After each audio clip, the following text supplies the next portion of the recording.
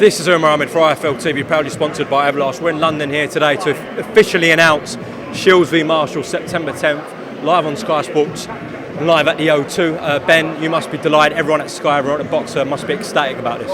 Yeah, it's been a long time coming. We did know it was coming for a long time, but we had to get the promoters and managers and all the rest of the bullshit that you usually have to put their differences aside, and we managed to get it on. And greatest story in women's boxing.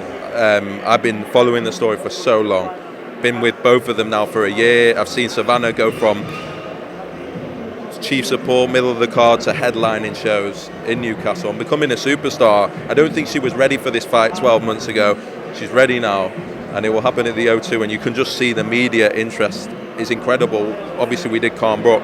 We had exactly the same attendance, exactly the same attention as we did for that fight, and that just shows how far it's come. But this fight has everything. It genuinely has everything. Styles, personalities, stories, 10 years. I can't wait.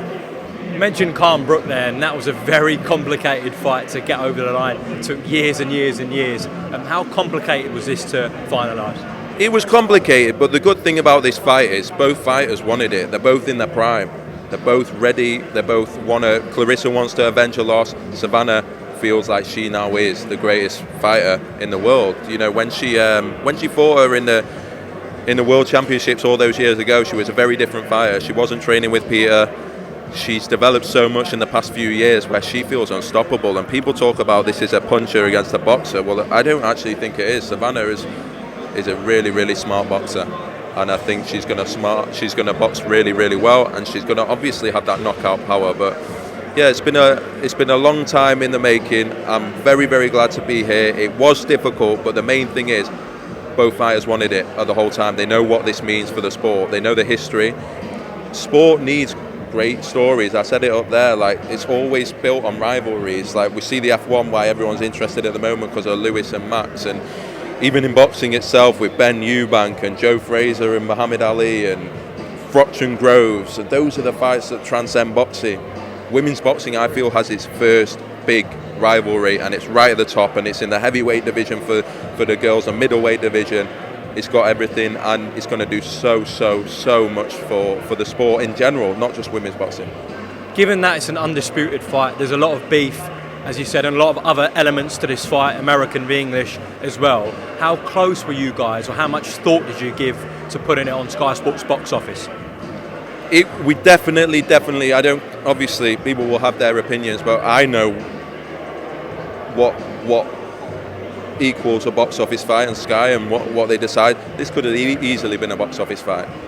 I think the decision was made, and is to how big can this be for the sport.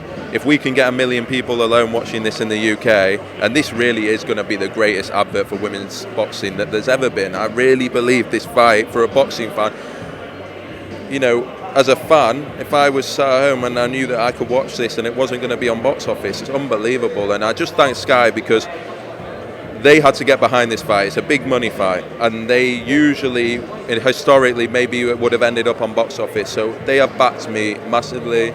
They've backed myself. I've had to work with Top Rank. We've got an unbelievable chief support, and thank you to them, with Michaela Mayer against Alicia Baumgartner, which is a headline fight in itself. It's incredible. And yeah, to be put this as an advert on Sky Sports with no paywall, it will transcend boxing. I promise you. When they start telling the story, and this story is that good, it's going to transcend boxing. And why put that behind a paywall when this can do so much more for what's to come, so much more for future boxing? And we did have to convince both fighters of that. I think they felt like this was a box office moment, but then they've seen the bigger picture and thought, this can transcend, this can turn the sport into something else. And yeah, just delighted at the way it's worked out. You've gone to a marquee venue in the O2, notorious for producing some amazing fight nights in London. How do you think this performs at the gate? Women's boxing is very difficult. One thing I know is Savannah Marshall sells extremely well in Newcastle, but we expect this to sell out. We expect this, price points are going to be different. Women's boxing, we want to get more people into it, want to build the audience. We think we can attract a different audience for the sport. It is going to be more inclusive. We are going to make sure that everyone can afford to buy a ticket to this historic event. and it is historic, and there's nothing that I can compare it to in the UK. Taylor Serrano was a fantastic event. I actually loved it, and I hope people won't try and compare the two and say that I'm trying to compare the two. I thought that was the best promotion of the year. I genuinely thought unbelievable work that Matchroom and DAZN did on that promotion. Just picking this back up with Ben Shalom, he had to run over to Sky Sports, a little bit more important than IFL TV, I totally understand. So Ben, you can sign up for pre-sale tickets for Shields and Marshall at boxer.com. We look forward to a great night September 10th at the O2, live on Sky Sports. Now, moving on to the heavyweight division, we'll have to address this whole Joseph Parker and Joe Joyce situation. So I'll recap the story quickly. Joseph Parker was a free agent. Him and Joe Joyce agreed a deal, according to Frank Warren, on BT Sport for that fight to happen. Then Joseph Parker signs with yourself, and then you make a £1.2 million offer for that fight to happen with Joe Joyce on Sky Sports. Frank comes out in a massive rant saying it's beyond crazy, saying what planet are you on, and saying the fight only happens on BT. So give me your version of events and why you made that offer. Whatever happened between Joseph Parker and Frank Warren before we signed him, I have no idea about. I wasn't even involved with Joseph Parker at that point. I have a lot of respect for Frank Warren. I think the difficulty was Joseph Parker was being made to seem like he ducked a fight. I mean, just look at Joseph Parker's resume. He doesn't duck fights. He'll fight anyone. And Joseph wanted me to make that clear. We did make an offer. We thought maybe it would make sense for Joe Joyce to come on Sky Sports and raise profile and go back, and who knows, it could have happened. Maybe there was a way to work together. Maybe there's a way to join broadcasters together. I mean, this fight wouldn't have happened if I didn't believe promoters could work together. We have Maya Baumgartner on chief support. That's a matchroom fighter and a top-ranked fighter. And this has involved a lot of people from Mick Hennessy to Dimitri Salita. So sometimes promoters can work together, but I understand the situation on this one. It's particularly maybe sensitive given what happened before we signed Joseph Parker. And I respect Frank Warren massively. He's been in the game a lot longer than me. But yeah, it was there was no malice meant by that offer. I think we were just protecting our man, Joseph Parker. Now, it's great and refreshing. You guys came into the market and said you want to work with everyone, and that's what we want as boxing fans. But just to play a counter argument to that, is Joyce Parker big enough for two TV stations like Sky and BT, massive broadcasters, to come together, especially when they've got Joyce at number one with the WBO and in line for a world title shot against the winner of Usyk Joshua? Would you say that's big enough fight for two broadcasters to come together? I think Sky and BT sit on the same platform, so it's a lot easier to get things going. But look, I'm not here to say that. I think it's a great fight. It would be amazing if it happened, whether it's on BT, whether it's on Sky, whether the promoters can work together. I don't know. I thought it was a great fight. But if it can't happen, fair enough. I don't know how long Joe might be waiting for that world title opportunity. I don't know how long it gets tied up in unifications. But again, I want to get on with Frank. I want to get on with George Warren. I'm not here to make it about the back and forth. And it's as simple as that. Is it a big enough fight for both broadcasters to get together? Maybe not. But yeah, we're just trying to be flexible. Joseph's got other opportunities, as Joe Joyce has. But yeah, the offer was simple, and the offer was just to show Joseph Parker is not trying to avoid any fighter. Okay, sticking with the heavyweight division, Hughie Fury and Michael Hunter, a fight everyone was looking forward to.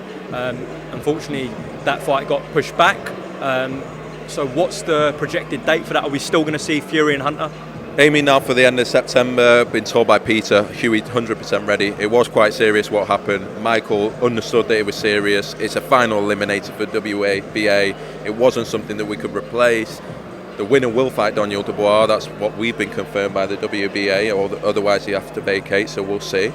I mean, it's a great fight. And Ricky, who was also meant to be on that same night, just thought, you know what, we'll move it. And so we're now looking at the end of September for that fight and getting it back on. Okay, and just to close off, a bit of a surprise announcement. Florian Marku will be making his homecoming in Albania, August 25th. How did this come off? Florian Marku was on our third tournament show before we ever got to Sky, maybe 18 months, 2 years before we ever got to Sky. And he always talks about fighting in Albania. And we've seen wherever we go, whether it's Manchester, Newcastle, London, he just brings an army of supporters, and he promised us, and he, you know, please can we go to Tirana? Can we sell the stadium out? And we almost promised him when the time was right, we'd do it, and a summer show, we're doing it, and I can't wait for it. And I'm just so happy for Florian. This is his dream. He cannot believe that he's come over here, made a name for himself in boxing. He was an unbelievable kickboxer.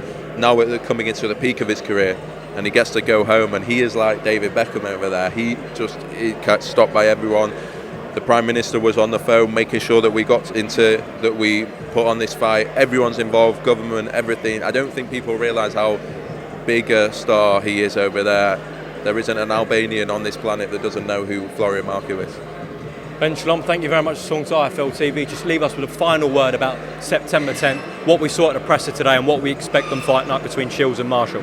I think, as I say, as a boxing fan, you can't argue with this fight. It's two elite fighters in their prime, two clash of styles, two clash of personalities, 10 years in the making. First time ever for women's boxing to have a rivalry like this. You see it in other sports, as I've said. Women's boxing needed this, and it's an incredible fight. It's not just a women's boxing fight, but it's an incredible boxing event. It's going to do a lot for the sport, and just so happy as well that Savannah and Clarissa decided to do it in London, because there was so much talk about this going to the US. We were desperate for this to happen in the UK. Obviously, Taylor Serrano happened in New York. Fantastic event, unbelievable. This one's in London, and it's going to be spectacular. Thank you very much, Ben. Welcome, Team Everlast, to the Team Everlast Fitness app.